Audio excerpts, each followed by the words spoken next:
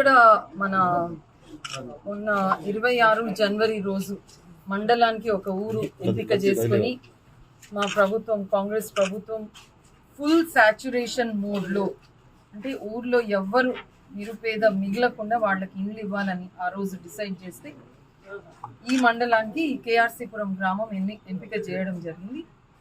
అందులో దాదాపు 267 మందికి ఇండ్లు శాంక్షన్ చేయడం జరిగింది. మరి దాంట్లో భాగంగా 97 గ్రౌండ్ అయినాయి. ఈ రోజటి లెక్క వరకు అది రోజు ఇన్ని అప్లోడ్ అవుతున్నాయి, కానీ ఈ రోజటి వరకు దాదాపు 30 ఇండ్ల వరకు బేస్మెంట్ లెవెల్ కూడా లేచినాయి. దానికి ఇప్పుడు ప్రభుత్వం తరఫున ఈ లబ్ధిదారులకు అందరికీ 1 లక్ష రేపు ఎల్లుండో వాళ్ళ అకౌంట్లో పడతాయి.